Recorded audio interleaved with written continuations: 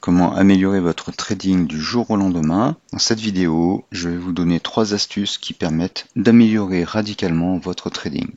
Alors la première astuce est un peu contre-intuitive, mais c'est hélas l'erreur que font beaucoup de traders et d'investisseurs. Vous êtes sur la chaîne Trading Attitude, la seule chaîne bourse et crypto sans blabla qui vous aide à devenir indépendant en trading en maîtrisant l'analyse technique. Si vous êtes nouveau ici, abonnez-vous pour ne rien rater.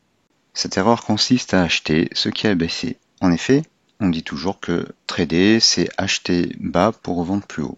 Mais on oublie de dire une chose, c'est qu'il faut que les cours remontent.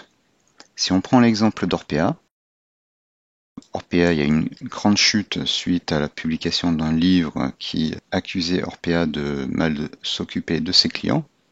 Beaucoup se sont empressés d'acheter l'action en espérant un rebond, mais depuis, elle n'a fait que baisser. Quand il y a un momentum baissier, il faut beaucoup de bonnes informations, beaucoup de choses positives pour inverser le mouvement. Et ça n'a pas été le cas. Si on regarde, si on zoome, on voit que ça baisse de plus en plus.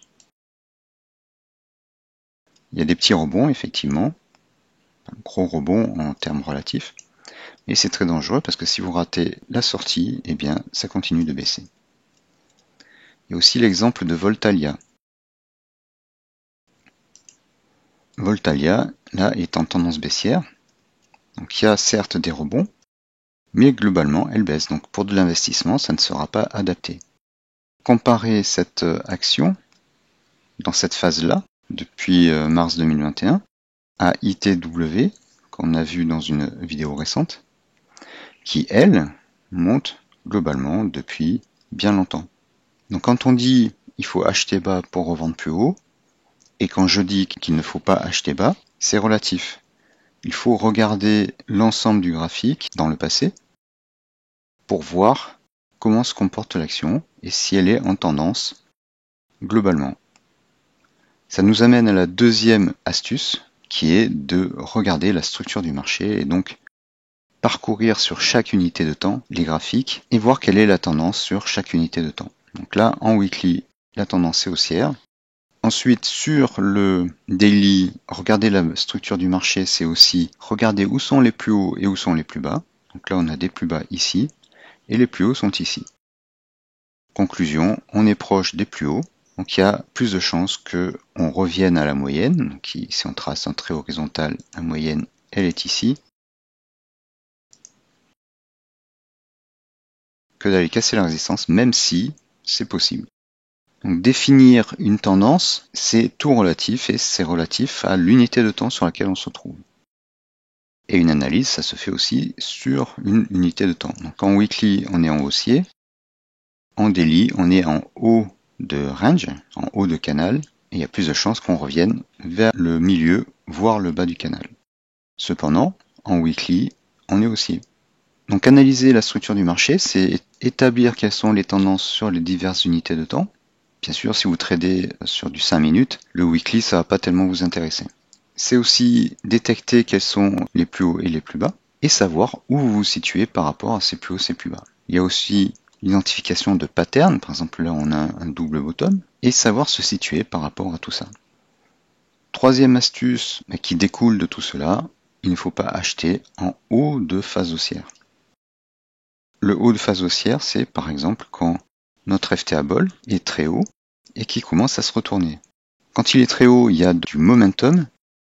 Quand il se retourne les premières fois, comme ici et comme ici par exemple, les cours peuvent continuer de monter un petit peu, mais quand il entame une grosse sell zone, là ça commence à baisser. Donc quand le FTA Ball est très haut et qu'il s'aplatit, il commence à se retourner, faites attention, on est peut-être à la veille d'une forte correction. On a un bel exemple ici.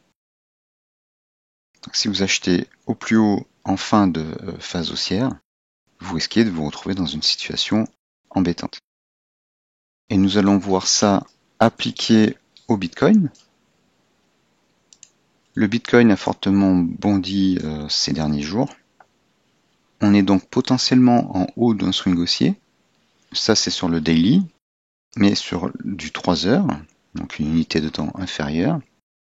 Après deux safe zones, eh bien, on commence à corriger un peu ou disons à faire une dérive latérale.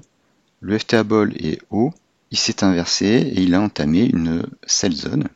Pour l'instant, les cours corrigent un tout petit peu, s'engagent dans une dérive latérale, mais il pourrait plonger. Surtout avec le Bitcoin qui est assez volatile. Donc c'est pas en ce moment qu'il faut entrer sur le Bitcoin. Si vous voulez entrer, il faudra qu'il casse cette résistance-là. On peut même dire qu'il y a un triangle ou un flag, ça dépend comment vous le regardez. Si on trace une grande hampe ici, eh bien ça peut être un flag. Et s'il casse le flag par le haut, eh bien le FTA Ball repassera en safe zone. Mais le fait d'entrer maintenant vous donnera une probabilité de gain inférieure à celle que vous auriez eue si vous étiez entré ici sur ce break là. Avec un FTA Ball qui part d'une position basse, avec un fort momentum ici, et où les prix surfent au-dessus de l'asset. Si à partir de cette position, il refait quelque chose de similaire à ce qui a été fait ici, là vous pourrez rentrer. Mais il ne faut pas entrer au moment où le FTA Ball s'inverse ici, s'arrondit à la baisse, car on est en haut d'une phase haussière et on ne sait pas, même si on a certaines probabilités parce que sur l'unité de temps supérieure on est en tendance haussière, sauf qu'on part de très bas, on ne sait pas si ça va continuer pour l'instant. Si je reviens à la deuxième astuce, on analyse la structure du marché et là on est sur un plus haut. On a une résistance qu'on a un peu dépassée, mais on n'a pas clôturé au-dessus. On n'a pas clôturé au-dessus de la mèche du plus haut de cette bougie-là. Donc on hésite. Il faudra voir si les cours veulent repasser au-dessus et faire comme ça.